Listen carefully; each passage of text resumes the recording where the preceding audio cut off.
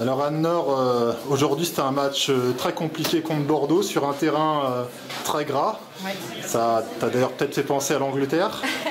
Ouais. Comment tu jugeais ce match? C'était un peu difficile au début, je pense, de se mettre dans le match. Puis comme je disais, c'était un peu aussi, j'apprends encore à connaître les filles, donc on n'a pas encore tous les automatismes. Mais ça va venir, je pense. C'était beaucoup mieux aussi en deuxième mi-temps. Match compliqué parce que c'est une équipe Bordeaux qui est très très très. Donc voilà, il fallait tenir. On se libère un peu juste avant la mi-temps, donc ça nous a fait du bien. Donc voilà. Au niveau des automatismes, justement, comme tu parlais, on t'a vu discuter à la mi-temps avec le coach, encore là à l'instant. Ouais. Voilà, c'est des choses qui sont encore à régler. Ouais, non, c'est. Puis voilà, je pense qu'il souhaite aussi que je me mette dans le rôle que j'apporte le plus à l'équipe. Donc voilà, vu qu'on n'a pas encore tous les automatismes, des fois j'arrive pas toujours à me mettre dans le rôle. Enfin voilà, on va y arriver progressivement, mais pour chacune apporte le rôle dans lequel elle vit. Pour parler de toi, est-ce que tu peux te présenter un peu rapidement? Donc Anne-Laure Delbrouille, 24 ans. J'ai joué jusqu'à l'âge de 16 ans à l'Olympique de Chemillé avec les garçons. Donc les anciennes régulations avec les filles, je jouais avec les garçons aussi. J'ai dû faire un an avec un grand, et puis après je jouais seulement en université, mais je suis direct partie aux États-Unis. J'ai joué à Limestone College. Et ensuite, je suis passée par Cardiff. On a joué ils appellent ça les qualifying stages. Donc c'est les stages qualificatifs de la Championship. Et puis j'ai terminé là par Londres avec Watford. Au niveau de ton parcours, tu as commencé par le foot et tu as aussi fait de l'athlétisme. Oui. D'ailleurs, aux États-Unis, tu étais parti pour faire ça et puis tu as été repéré par un coach masculin et puis tu es finalement revenu vers le foot. Eh bien, ouais, parce qu'en fait, j'ai toujours pratiqué les deux pendant longtemps. L'athlé marchait aussi bien au niveau, mais j'ai toujours souhaité garder les deux parce que j'ai toujours eu un peu l'attrait au foot. Et c'est vrai qu'aux États-Unis, grâce à un coach qui m'avait embarqué, le foot, la journée de la priorité, et j'y suis revenue à fond. Justement, États-Unis, Pays de Galles, Angleterre, maintenant France, ton parcours hors foot, tout d'abord. Au niveau de tes études, où en es-tu actuellement? Alors là, j'ai terminé une licence aux États-Unis. Je suis en train de terminer mon master, parce que du coup je l'avais fait en un an, j'avais fait tous les cours enseignés à Cardiff. Et donc là, je suis en train de rédiger ma thèse de master en sciences du sport et de l'exercice, dirigée sur la performance. Donc au niveau du foot, on a dit que tu viens de la région d'Angers, ensuite aux États-Unis, donc Pays de Galles, Angleterre, maintenant France. Qu'as-tu appris de ces différentes expériences? Qu'est-ce que j'ai appris? C'est très très différent, la culture du foot. J'ai beaucoup aimé la culture du foot en Angleterre. C'est vraiment, je vais pas dire, c'est pas une question de vie ou de mort, mais ils sont vraiment dans le foot à fond, et j'ai beaucoup aimé cette passion, et du coup j'essaye de la retranscrire et justement de partager un peu ce que j'ai vécu, mes expériences à l'étranger, et d'apporter un peu à l'équipe. Avec Cardiff, tu as donc fait 2 matchs de tour préliminaire de la Ligue des Champions. Oui. Des matchs perdus, et le dernier aussi perdu, 0 points gagné par Cardiff. Cette expérience, c'était un peu frustrant.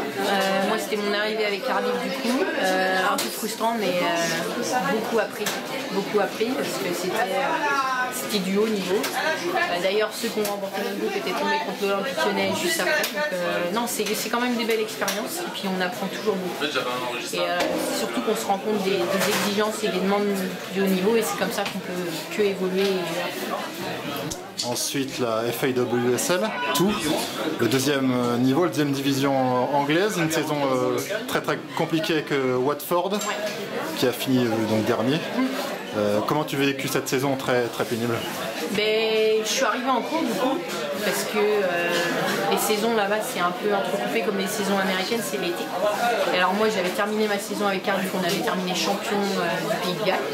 Et du coup là j'avais pris la décision que la coach, j'avais été en contact avec elle, elle souhaitait me recruter. Du coup je suis arrivée en milieu de saison et mon but c'était vraiment quand même de gagner ma place là-bas et j'ai appris pareil l'exigence de ce niveau-là. Et même si ça a été compliqué, il y avait des bonnes choses et bon, je dirais que les résultats ne reflètent pas trop l'engagement et le match, mais bon, ça arrive. Je pense que Watford va rebondir et ils sont en train de mettre en place des choses qui, je pense, dans les années futures vont faire d'eux des vrais compétiteurs. Comment tu juges le niveau de la FAWSL 2 et celui de la FAWSL? Je dirais que la WSL c'est beaucoup plus rapide. Après, la grosse différence c'est plus l'engagement physique. Après, le niveau de fitness, de préparation physique est énorme. Donc voilà, c'est la principale différence. Parce que techniquement, je trouve qu'il n'y a pas beaucoup de différence. Pour rester sur l'Angleterre, toi tu es une attaquante. Il y a une attaquante de renommée anglaise et internationale qui a pris sa retraite, Kelly Smith. Je suppose que tu l'as vu jouer. Qu'est-ce que tu penses d'une telle joueuse? Elle va manquer à l'Angleterre, je pense, parce qu'elle apportait non seulement sur le terrain, mais aussi en dehors du terrain. Après, on s'en doutait un peu parce qu'elle avait annoncé déjà la fin de sa carrière internationale l'année dernière. Mais non, ces joueuses-là, c'est des joueuses mythiques et surtout c'est la meilleure buteuse de l'Angleterre. Elle va manquer au football anglais, je pense. Et donc pour finir, donc tu es arrivé à l'ASJ Soyo. Pourquoi avoir justement choisi devenir à l'ASJ Soyo? Alors l'ASJ Soyo, c'est un club très familial et il m'avait mis très à l'aise tout de suite. Et puis j'étais intéressée aussi surtout pour avoir l'opportunité de jouer en D1. Donc voilà, découvrir la D1, le niveau. Donc j'ai saisi l'opportunité et voilà. Au niveau de ton profil, tu es une attaquante. Tu joues à quel poste en attaque? Alors, une attaquante, on va dire, très diversifiée. Je peux également jouer au milieu, selon la formation. J'ai beaucoup joué sur les ailes à Cardiff et à Watford. Ils aimaient beaucoup me faire jouer en striker, c'est-à-dire avant-centre, ou également en faux neuf. Parce que j'ai aussi joué également avant en numéro 10. Donc voilà, ils m'utilisaient pas mal dans le centre. J'avoue que j'aime beaucoup jouer dans le centre aussi, mais après, je pense que selon les formations, les coachs choisissent aussi selon les qualités qu'on peut apporter à l'équipe. On a pu commencer à te découvrir, on a vu que tu développais une certaine puissance. C'est quelque chose qui manquait un peu chez nos attaquantes, donc Laura Bourgoin, Pamela Babinga, Alison Blay, Anna Clérac, qui sont très techniques. C'est ce côté physique qui manquait un peu que tu vas apporter? Ouais, on va essayer. Après, ça, je pense que je l'ai aussi développé beaucoup à l'étranger, notamment aux États-Unis. C'était très dur, notamment les préparations physiques étaient très dures. Et je pense quand même que ça peut faire la différence quand on est prêt physiquement, qu'à la 90e minute, on est encore là, on est encore dans les duels. Et je pense que gagner tous les duels, c'est très important.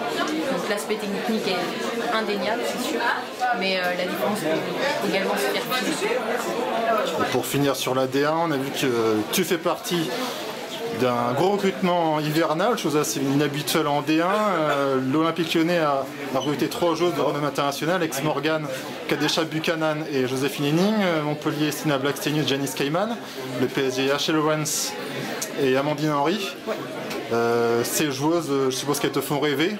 Ouais, c'est un peu.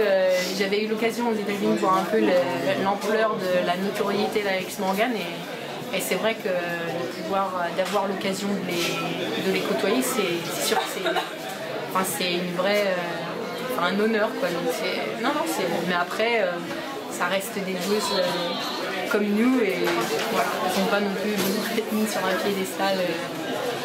Mais c'est sûr que c'est une belle rencontre. Merci Anne-Laure, bienvenue à l'ASJ Soyo. Merci. Bonne année, meilleurs vœux.